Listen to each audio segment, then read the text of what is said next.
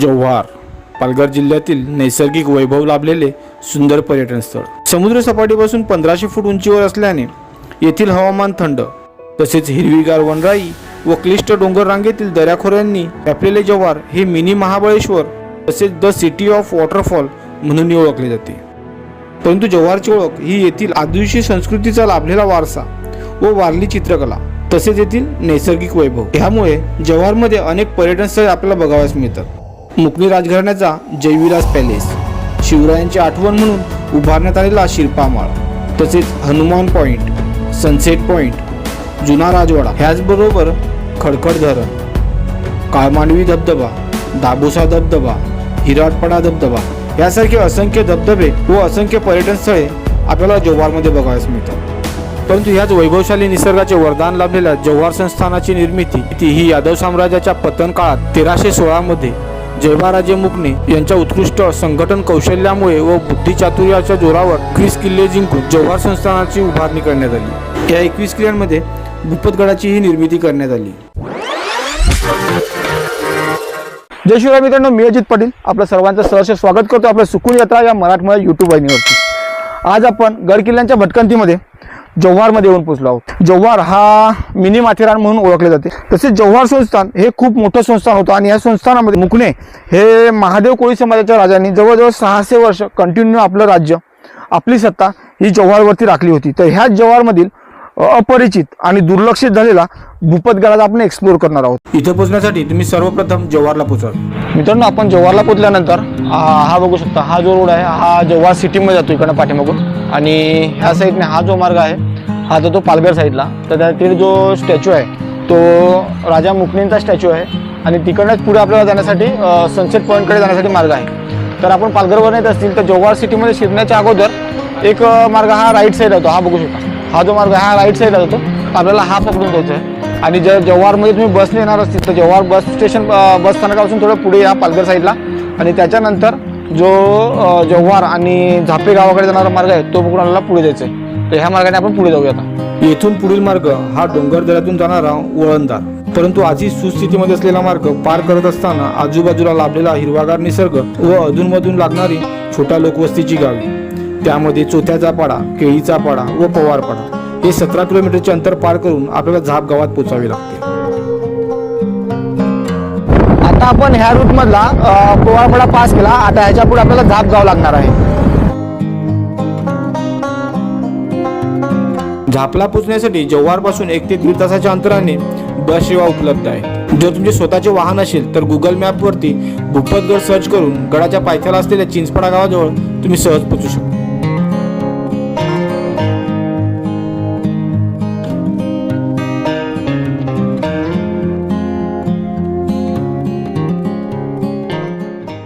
मित्रांनो, हा बघू शकता, हा रस्ता आहे, हा थोडा रस्ता खराब होतोय, आपला पूर्ण चिंचपाड्यापर्यंत येतो तोपर्यंत रस्ता चांगला आहे, त्याच्या पुढचा हा रस्ता खराब आहे। आणि इथं पुढे आल्यानंतर हे बघू शकता, ही दरड कोसळलेली आहे। पुढे रस्ता आहे व्यवस्थित, परंतु ही दरड कोसळली त्याच्यामुळे इकडनं गाडी वगैरे नेणं जरा प्रॉब्लेमॅटिक आहे, दगड वगैरे जास्त आहेत। ही गाडी आपण इथे ठेवलेली आहे आणि इथून आता आपण पायी चालायला सुरुवात करणार आहोत।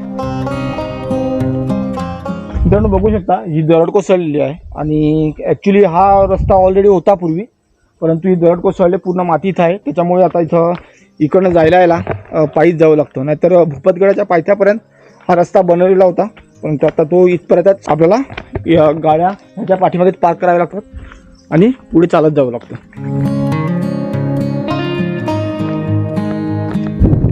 आता मित्रांनो, ह्याच रस्त्याने आपण चालत आलो की ही बघू शकता, जे काही स्ट्रक्चर आहे की जे दगडामध्ये कोरलेलं आहे ते एक स्ट्रक्चर आहे आणि हे इथं ह्या साईडला हे समोर इथं एक स्ट्रक्चर आहे। ही 2 स्ट्रक्चर इथं आहे। इथं पोहोचल्यानंतर आपण हे बघू शकता, हे 2 स्ट्रक्चर आहेत, म्हणजे पहिल्याच्यामध्ये असे 2 आणि 2 4 पावलं कोरलेली आहेत।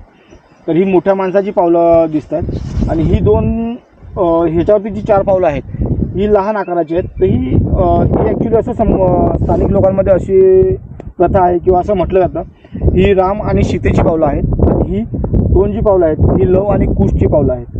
तर तुम्ही जेव्हा भूपतगडाच्या ट्रॅकसाठी येतील तर रस्त्याने चालत आल्यानंतर एक छोटंसं असं हे लागतं, प्लाटू आहे हे, आणि येथून पुढे हा जो समोर डोंगर दिसतोय हा आहे भूपतगड। आपल्याला ह्या मार्गाने पुढे सरळ चालत जाऊन तिकडनं एक पायवाट आहे, ती पायवाट पकडून आपल्याला भूपतगडावर जायचं आहे। मित्रांनो, आता हा इथपर्यंत डांबरिंग रस्ता आहे, हा संपलेला आहे. इथून आपल्याला ही ट्रॅक करायची आहे. हा पायी मार्ग आहे आणि पूर्ण दगडांचा मार्ग आहे. पूर्वी गडावर जाण्यासाठी हे जे तुम्हाला दगडाचे चिरे दिसतात हे मार्ग म्हणून बनवलेले होते, परंतु मित्रांनो आता ते कालांतराने पूर्ण त्याची धूप झालेली आहे. कारण की वरून येणारं पाणी जे आहे ते इकडनंच वाहते, त्याच्यामुळे तो जो मार्ग आहे तो आता पूर्णपणे खराब झालेला आहे. इथंपर्यंत पोहोचत असताना जो प्रवास होता तो पूर्ण आकाश मोकळं होतं आणि सूर्यप्रकाश होता, ते आता पूर्णपणे ढगाळ वातावरण झालेलं आहे. भूपतगड हा गिरिदुर्ग प्रकारातील गड असून सोप्या चढाईच्या श्रेणीमध्ये मोडणारा दुर्ग आहे. गडाची उंची ही जवळजवळ 1600 फूट उंच आहे, त्याच्यामुळे गडावर चढणं खूप सोपं आणि सोयीस्कर आहे. मित्रांनो, भूपतगडाला भेट देण्यासाठी सर्वप्रथम तुम्हाला जव्हारला यावं लागतं. जव्हारला पोहोचल्यानंतर जव्हारवरनं झाप गाव आहे आणि झाप गावापासून 1 ते 1.5 किलोमीटर अंतरावर भूपतगड आहे.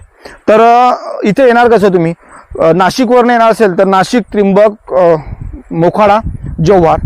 कल्याण कर्जतवरनं येणार असेल तर कल्याण, कसारा, इगतपुरी, मोखाडा, जव्हार. आणि जर मुंबईवरनं येणार असेल तर मुंबईवरनं तुम्ही हायवेने मनोरपासून विक्रमगड मार्गे सुद्धा येऊ शकता आणि वाडा मार्गे सुद्धा येऊ शकता.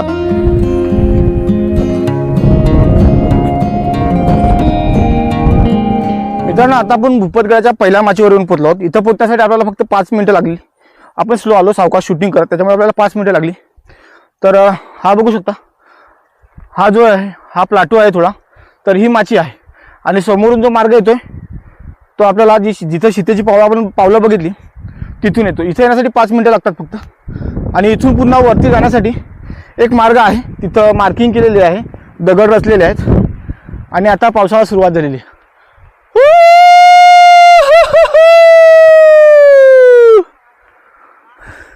चला, कॅमेरा वाचवा लागला आपल्याला पावसापासून. तर हा बघा, हा जो मार्ग होता पूर्वी फॉरेस्टकडनं मार्किंग केलेला असेल गडावर जाण्यासाठी, तर हाच मार्ग आता इकडनं आपल्याला पुढे गडावर घेऊन जाणार आहे.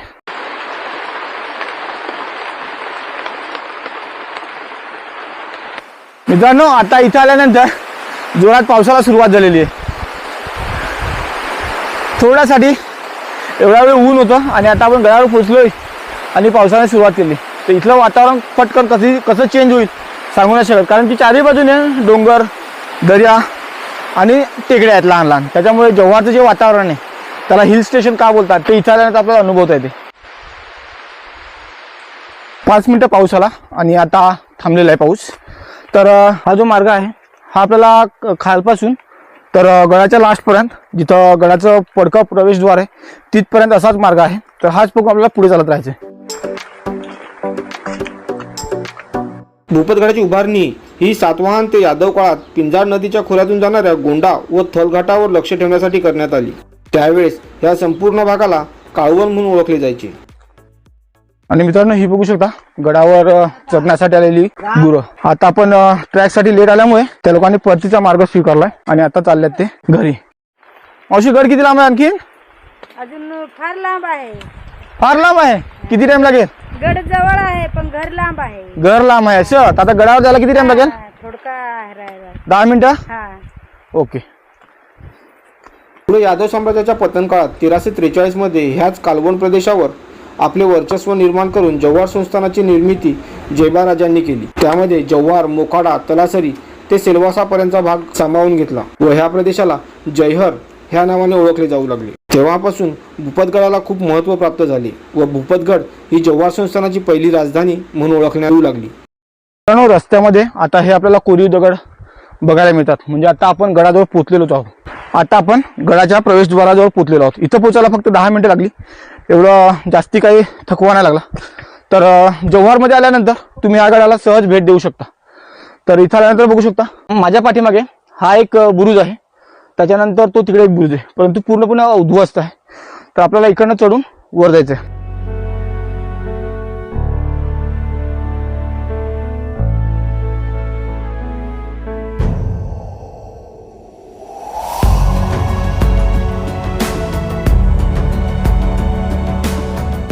आता मित्रांनो, आपण प्रॉपर बुरुजाजवळ पोहोचलो आहोत आणि इथं पोहोचल्यानंतर सूर्यनारायणांनी दर्शन दिलेलं आहे. आणि हा एक बुरुज आहे, त्याच्या बाजूला हा बुरुज आहे आणि ही तटबंदी आहे. ती तटबंदी पूर्णपणे बांधलेली मिळत नाही, तर एकावर एक दगड रचून बनवलेली तटबंदी आहे. तर ज्याप्रमाणे आपल्याला बरेचसे गडकिल्ले बघायला मिळतात की त्यांची तटबंदी पूर्णपणे बांधलेली आहे, त्या प्रकारची तटबंदी नाही मिळत. आणि बुरुजसुद्धा बघू शकता, एकावर एक दगड जे रचलेले आहेत त्यांचं स्ट्रक्चर आहे. तर आणि हे आहे गडाचं प्रवेशद्वार. तर आता आपण इकडनं गडाच्या प्रवेशद्वारामध्ये एंट्री करू शकतो. मित्रांनो, आत्ता आपण प्रवेशद्वारापासून बाहेर निघालो की इथून 3 वाटा जातात. एक ही राईट साईडला वाट जाते, त्याच्यानंतर एक ही वाट जाते इकडे, हा पूर्ण प्लाटो आहे, आणि एक ही लेफ्ट साईडला इकडनं वाट जाते. तर आता आपण पहिल्यांदा राईट साईडचा मार्ग पकडून पूर्ण जेवढा गड एक्सप्लोर करता येईल आणि गडावर जे काय पाण्याचे टाके आहेत, अवशेष आहेत ते बघता येतील तेवढे बघूया. मित्रांनो, आता बघू शकता गडावर छान ऊन आलेलं आहे, आणि आता ह्या उन्हामध्ये आपण आता गड एक्सप्लोर करणार आहोत. गडाच्या माथ्यावर पोचल्यानंतर गडावरील पडक्या वाड्यांचे चौथरे बघावयास मिळतात.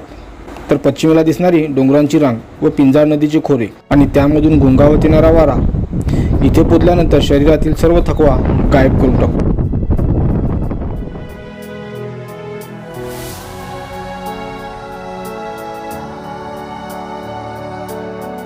मित्रांनो, आपण त्या रस्त्याने पुढे चालत आलो की डाव्या हातावरती हा भगवा ध्वज दिसतो आपल्याला, हा बघू शकता.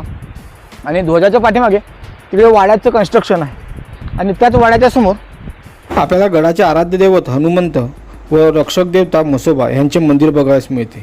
तर पूर्णपणे लाकडाचे खांब उभे केलेले आहेत, आणि वरती पत्रा टाकून शेड बनवलेला आहे त्याचा.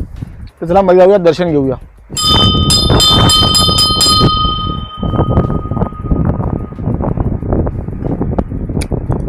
तर इतिहास काळामध्ये हे मंदिर खूप महत्त्वाचं असावं, कारण की राजवाडा किंवा गडावरचे एक प्रमुख वास्तू आहे, त्या वास्तूच्या बाजूलाच आहे. त्याच्यामुळे हे मंदिरचं पूर्वीचं वैभव खूप मोठं असावं, परंतु आता पूर्णपणे उद्ध्वस्त झालेलं आहे. स्थानिक लोकांकडनं त्याला शेड वगैरे बनवलेला आहे, वरती पत्रे वगैरे टाकलेले आहेत, आणि त्याचं देवत्व आजसुद्धा जपून ठेवलेलं आहे. तर आपण पुढे जाऊया पहिल्यांदा. हो मित्रांनो, इथून आपण चालत आलो. अरे वा, एक नंबर स्ट्रक्चर आपल्याला बघायला मिळेल इथे. हे बघू शकता, ही माझ्या पाठीमागे पाण्याची टाकी आहे, आणि त्या पाण्याच्या टाक्यांमध्ये खालती खूप मोठा तलावसारखा आहे. तर चला आता तिकडे जाऊया. वाड्याच्या एकदम पूर्ण उतारावरतीच ही पाण्याची टाकी आहेत. मित्रांनो, इथं पोचल्यानंतर आता आपल्याला हा 4 पाण्याच्या टाक्यांचा समूह बघायला मिळतो. तर इथलं जे स्ट्रक्चर आहे वेगळं स्ट्रक्चर आहे, कारण की वरपासून ही जी कुंड आहेत ती कोरलेली आहेत, आणि ह्या खालच्या बाजूला पूर्णपणे बांधून काढलेलं आहे. हे बघू शकता, ही खालची बाजू पूर्णपणे बांधून काढलेली आहे, परंतु वरून सुद्धा वरची जी माती किंवा वरचा जो गाळ आहे तो पाण्यामध्ये किंवा टाक्यामध्ये साचू नये त्याच्यासाठी ह्या साईडला सुद्धा स्ट्रक्चर पूर्णपणे बांधून काढलेले. तर ही पाण्याची टाकी पूर्णपणे स्वच्छ आहेत आणि पूर्णपणे साफ केलेली आहेत. 1, 2 आणि 3 ही 3 पाण्याची टाक्यात आपण पाणी पिऊ शकतो. आपण पाण्याच्या टाक्याच्या बाहेर निघालो की हा एक खूप मोठा तलाव आहे. हे बघू शकता पाण्याचं टाकं, आणि त्या साईडला मित्रांनो ते थोडा कोरलेल्यासारखं आहे. तर तिथं पाण्याचं कुंड असावं पूर्वी, परंतु आता ते पूर्णपणे तलावामध्ये पाणी भरले, त्या पाण्याने गाळून गेले.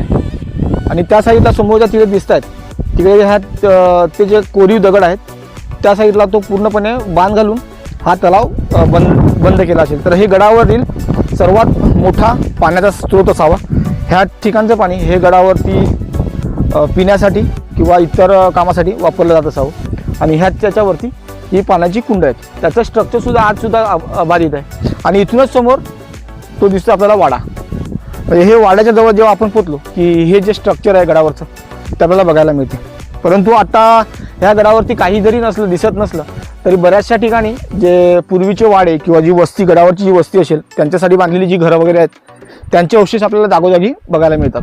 मित्रांनो, चला आता इकडनं आपण जो सरळ मार्ग गेला आहे त्या मार्गाने वर चढूया, आणि वरती आणखी काय बघण्यासारखं आहे की नाही ते बघूया. मित्रांनो, गडाच्या दक्षिण पठारावर आल्यानंतर आपल्याला समोरच पिंजाळ नदीचे नयनरम्य खोरे बघायला मिळते. तर दूरवर दिसणाऱ्या डोंगररांगेत खोऱ्याचा भाग आपल्याला बघायला मिळतो. त्याचप्रमाणे समोर दिसणारे सूर्यमाळाचे विस्तीर्ण पठार सुद्धा बघायला मिळते.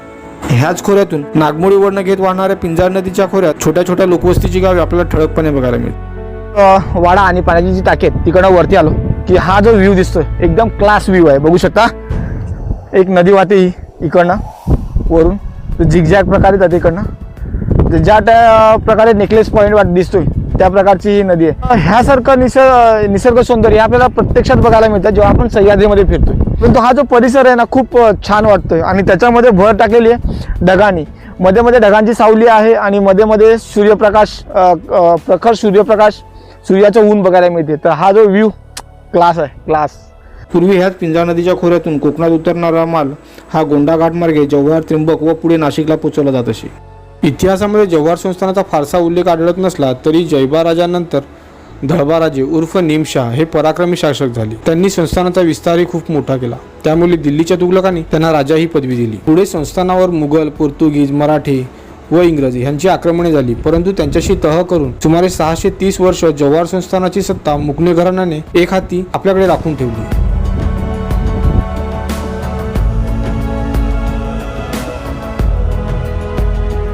पण त्या साईडला गेलो पाठीमागे तिकडे, पण तिकडे कुठलं स्ट्रक्चर मिळत नाही. त्या तिकडे दगडांचे अवशेष आहेत फक्त आणि तिकडनं जो नदीचा व्ह्यू होता तो व्ह्यू दिसत होता. आणि आता इथं आल्यानंतर ही जी ह्या साईडला बुरुज आहे, त्याच्यानंतर ही त्यावेळेस वाड्याचं जे स्ट्रक्चर असेल ते स्ट्रक्चर बांधण्याची ही भिंत होती आणि त्या साईडला तिकडे आणखीन एक बुरुज आहे तिकडे. तर आता आपण इकडे एंट्री करूया आणि प्रवेशद्वार कुठे आहे ते बघूया. पहिल्यांदा हा वाडा आहे, हे बघू शकता पूर्णपणे आता तुटलेला आहे.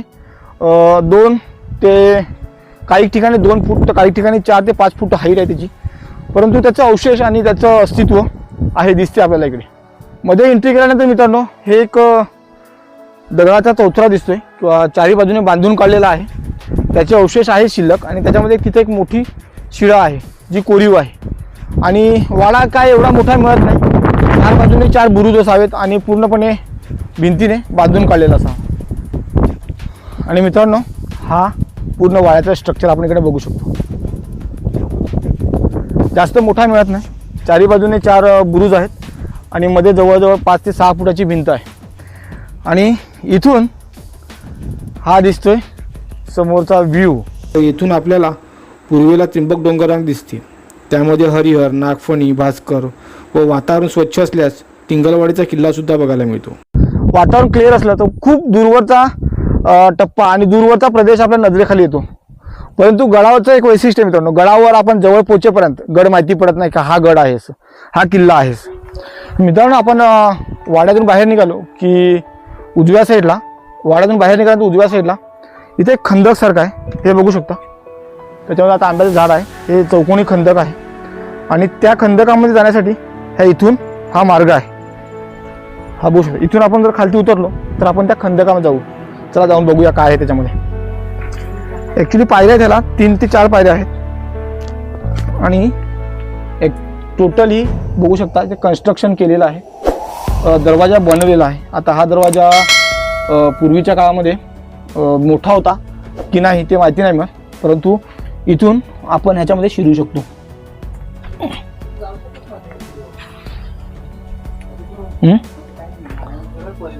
हा बघू शकतो, हा इथला व्ह्यू आहे. तर त्यावेळेस इथलं एक स्ट्रक्चर आहे. हे ॲक्च्युली वाड्याच्या राईट साईडला समोरच बांधलेला एक स्ट्रक्चर आहे, पण त्याचा वापर कशासाठी होता, काय होता ते आता आपल्याला माहिती नाही मिळत. तर चला मित्रांनो आता इकडे निघूया आपण आणि पुढे जे काही एक्सप्लोर करण्यासारखं आहे ते करूया. कारण की गडावरती तेवढं काही जास्त एक्सप्लोर करण्या एवढं मिळत नाही, परंतु आता आपण जेवढं करता येईल, जेवढा गड फिरता येईल तेवढा गड फिरून घेऊया. आता आपण इकडं वाडा, पाण्याची कुंड, तलाव बघितला. आता गडाच्या उत्तरे साईडला जे पठार आहे, प्लाटू आहे, तो प्लाटू एक्सप्लोर करूया. जव्हारच्या इतिहासातील सर्वात मोठा प्रसंग तो म्हणजे 1664च्या सुमारास सुरत लुटीच्या मोहिमेत राजे ह्याच मार्गाने पुढे गेले. तेव्हा राजा विक्रमशाह यांनी राजांचा सन्मान केला. ते शिरपामाळ हे ठिकाण आजही प्रसिद्ध आहे. तेव्हापासून संस्थानाचा व मराठ्यांचा संबंध येऊ लागला. परंतु 1665 मध्ये मिर्झा राजांनी मराठ्यांवर केलेल्या आक्रमणात जव्हारच्या राजांनी मिर्झा राजांना मदत करून राजांबरोबर वैर पत्करले व मुघलांना मदत केली. मित्रांनो गडावरती फिरत असताना ही जी निवडुंगीची झाडं आहेत ही खूप मोठ्या प्रमाणात आहेत. मित्रांनो आपण गडाच्या उत्तरेला आलो. त्या तिकडे वाडा आहे. वाड्याचं या साईडला प्रवेशद्वार आहे, जे मुख्य मेन प्रवेशद्वार आहे ते इथं आहे. आणि इथं आल्यानंतर आजूबाजूला हे दगड रचलेले दिसतात. तर त्यावेळेस कुठलं तरी राहण्याचं ठिकाण किंवा एखादी एखादं घर वगैरे असू शकते. तर एक इथं आहे, एक तो आहे आणि त्याच्यानंतर त्या तिकडे असे मातीचे ढिगाळ आहेत ते जे पूर्वीच्या काळात इथं घरं किंवा राहण्यासाठी काही वास्तू बनवलेली असावी असे स्ट्रक्चर बघायला मिळतात. आणि इथं आल्यानंतर आपल्याला इकडे एक हा ध्वज दिसतोय, भगवा ध्वज. आणि बघूया इथं काहीतरी प्रवेशद्वार आहे, पायवाट आहे आणि प्रवेशद्वार असावे. इथं संवर्धन केलं आहे. त्याच्यामध्ये हा जो मार्ग आहे हा आपल्याला मार्ग बघायला मिळतो. ह्या पायऱ्या आहेत तिकडनं चढण्यासाठी गडावर. तर गडावर चढण्यासाठी पूर्वेकडून ह्या साईडने हा एक मार्ग असावा. हा रस्ता पायथ्याला असलेल्या कुर्लोड गावातून 1 ते 1.5 तासाची खडी चढाई करून वर घेऊन येणार आहे. ह्या रस्त्याने फारसे प्रवासी येत नाही. हा गडावर येणारा दुसरा दरवाजा असून हा पूर्व दिशेला आहे. बघू शकता मित्रांनो, हा पूर्व साईडने पूर्वेकडनं येणारा गडावरचा दुसरा मार्ग आहे. संवर्धनामध्ये हा जो मार्ग आता मोकळा केलेला आहे, ह्या पायऱ्या दिसत आहेत आपल्याला. तर इथून त्याला खालती जाऊन बघूया.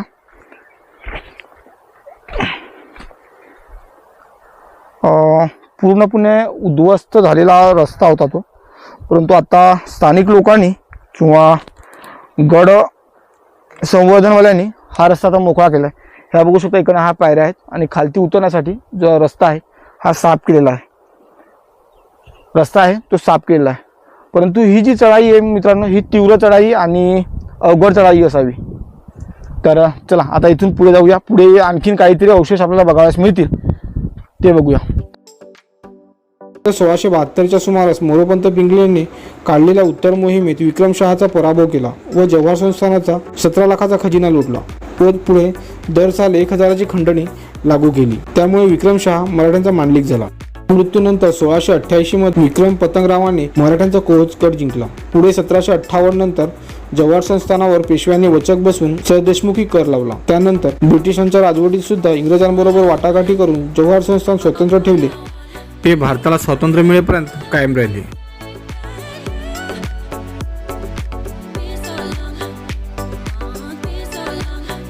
तर चला मित्रांनो, भूपतगडाचा मी केलेला प्रयत्न, भूपतगड एक्सप्लोर करण्याचा मी केलेला प्रयत्न जर तुम्हाला आवडला असेल तर व्हिडिओला लाईक अवश्य करा.